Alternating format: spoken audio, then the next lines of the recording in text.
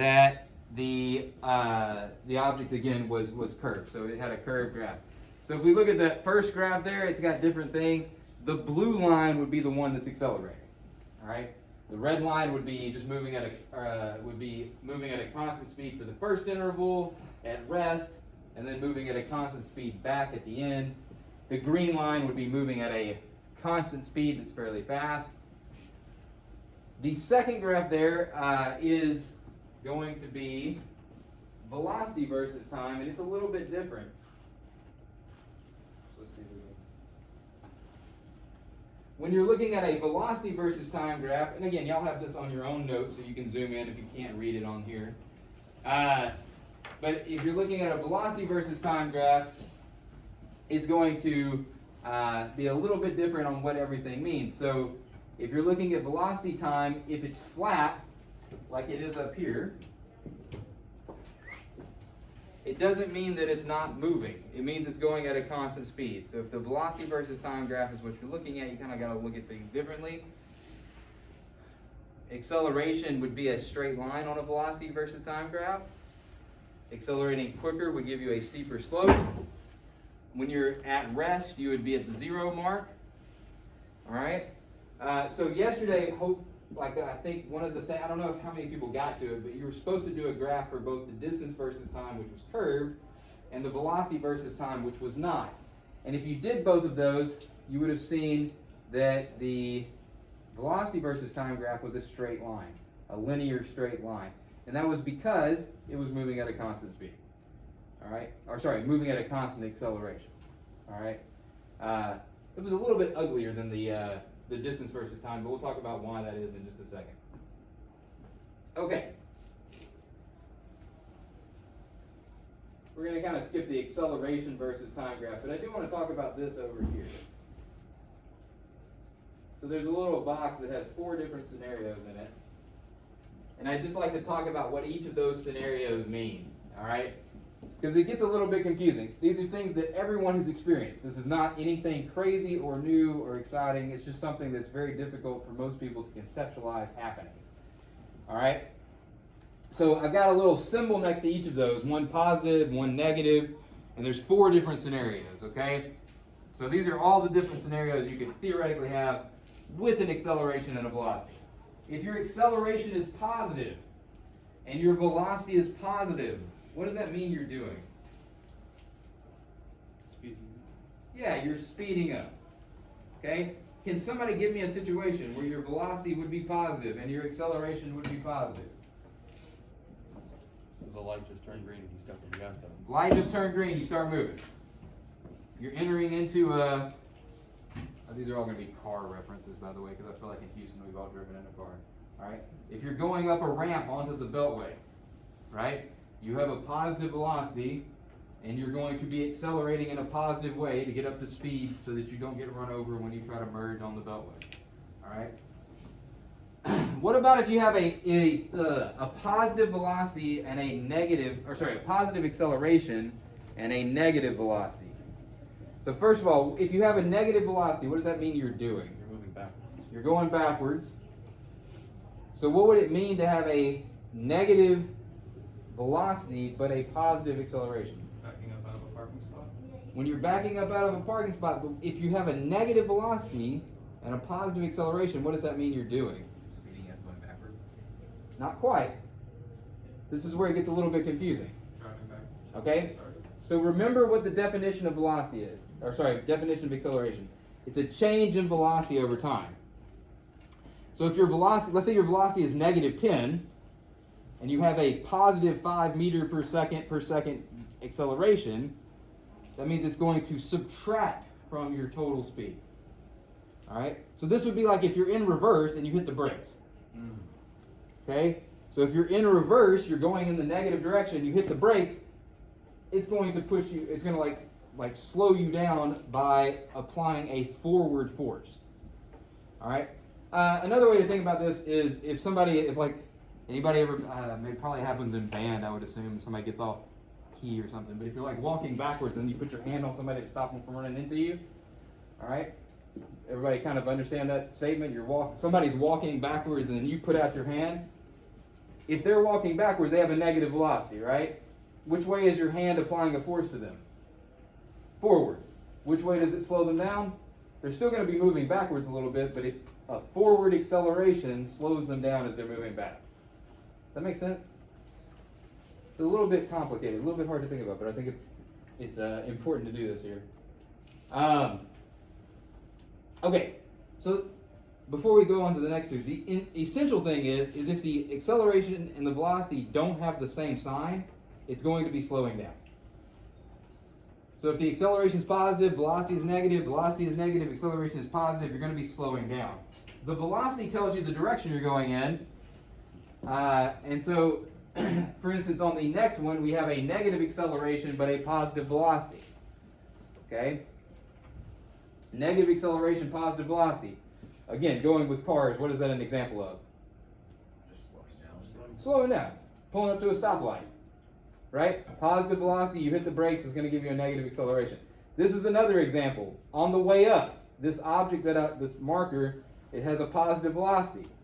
Gravity gives it a negative acceleration, so what does it do as it goes to the top? It starts slowing down as it goes up, right? And then finally, a negative acceleration and a negative velocity. What would be happening there? Again, remember if they're the same, what's going backwards? It's going to speed up going backwards. All right, speeding up going backwards. So, for example, if you're you're driving down the street and you see a mob of zombies coming at you, this might be what you do. You speed up going backwards. All right. This is another example. All right. It's got a negative velocity because it's going down. And then gravity is providing a negative acceleration, so it speeds up as it falls. Okay?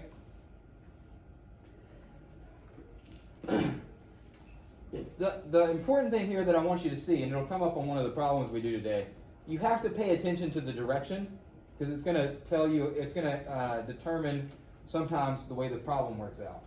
So if you have positive velocities and negative accelerations, you need to be aware of that, because if you have a positive velocity and a negative acceleration, it means you're slowing down. You should get a smaller velocity at the end. Okay? If you have a situation in which your velocity is going from 50 meters per second to stopping, you know that acceleration should be negative, and it'll help you figure out your problems a little bit better, and help you see why those problems work out the way they do. All right? I believe that last page is just a bunch of 3 different graphs of acceleration, velocity, and distance. I'm not going to worry about answering those questions down there, but I do just want to look at it real quick. All 3 of these graphs represent the same motion. Okay? So all 3 of these graphs are doing the same thing, but they're presented differently because you're looking at different aspects. Okay? And the reason I want us to see this is just to see that a graph, you have to be careful and look at what's on the X or Y axis. All right? So again, if we're looking at distance, the graph looks one way, velocity looks a different way, acceleration looks a different way.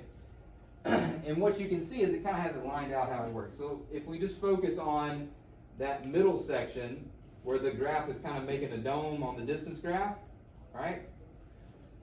What's happening with the velocity is it's basically speeding up, it's slowing down until it reaches that top point, and at which point it reaches a velocity of 0.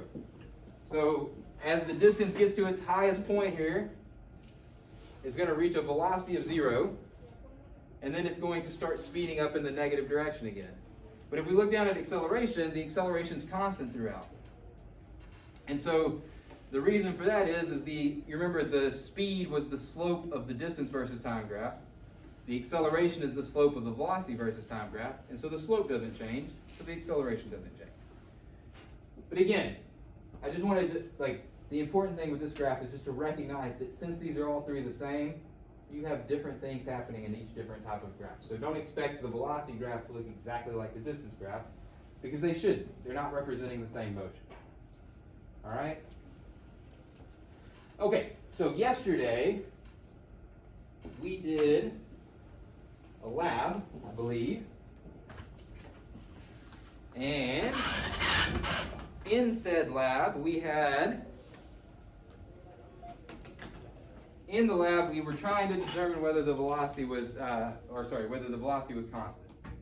And so we started with this, and we knew that if we were going a constant speed, we had a linear graph. Okay. Now, it's going to take about 3 minutes. After I get done, if you did not finish the lab yesterday, please finish it up, do the graph, find the velocity, do that graph too. And if you need help, I'll be glad to walk around and help you get the graph to look right. I know that a couple people had sent me a message saying that they were having trouble getting the graph to look right. I want you to get it to work. This is what it should look like if it was a constant speed graph. All right? The graph you should have gotten was more like this. All right? And it got a little bit confusing. Those of you I think I talked to about this. If you only looked at like this section, it was very easy to misconstrue that as a constant speed graph. All right? But if you include that 0, 0 point in there, it really makes it more obvious that it is a curve. Okay? So this is the graph you should have got. If you didn't get that, please take the time to re-graph it and turn that part, like redo it. Okay? You can turn it in again if you already turned it in. Okay? But if I don't see a curved graph on your thing, I'm counting off points. All right? The second one should have been velocity versus time. And if you looked at that one, it was a little bit different. So I don't know if I talked about this with everybody. It was a little bit weird because it does not end up at 0. It ends up something like this, where it almost gets to 0, but it doesn't quite. And so I'd just like to take a second to talk about why that is. Whenever y'all had the thing in the back, could you start it exactly at the very start of the thing? Like, could you start it exactly right before the photo game? No, you couldn't. It couldn't be that accurate with it. And so what happened was you basically had a situation where this little, it looks like a lot on the graph because you were doing it in centimeters per second, but it usually crosses somewhere around 10 centimeters per second or so. 10 centimeters per second is not very fast. So that's about this far in a Mississippi 1, right? That's not very far. So what happened was, is since you were starting it just a little bit behind it, it had an initial speed as it went through, and so it technically did not start at 0. And so if you saw that, that's what happened. All right? Okay, so for the remainder of the class here today, what I'd like you to do first is to make sure that you finished up the lab from yesterday. Okay? So that's first goal. Make sure you finished up the lab from yesterday. I went ahead and kept the due date on it as is, so that it would show up in Canvas as a 0 if you hadn't turned it in. That doesn't mean I'm giving you a 70 on it. If you can get it to me today, it'll be fine. Okay? But I did want to make sure that we had those zeros in there just in case, so that people would be more inclined to get it turned in to me. All right? But if you needed to finish it up, or you didn't have these two graphs look this way, please redo it and get it submitted to me. The second thing we're doing is we're starting on the acceleration problems. Those are up, correct? Yeah? And it should be 9 questions. So if you look at that, there are 9 different questions there, and if you look at each one, it has a thing for you to do a data table, or not, it doesn't have to be a data table, but data, just list out the information into the graph like we did in the notes. So if you'll remember when we did the notes, I listed out distance, velocity, velocity final, all that stuff. So if you list that out under data, then there's a formula, there's work, so write down the formula you're going to use, show the work that you do to solve the problem, and then give me the answer. So there's a little thing. If you could, it helps me to see it. If you'll write it in just like that, that would be very helpful. All right. This is not going to be due until Monday, I believe, Monday night. So we'll probably have a little bit of time on Monday to work on this. And all right, I think that's it. So again, first thing, finish the lab. Second thing, start on those problems. Anybody got any questions, concerns, or thoughts? All right.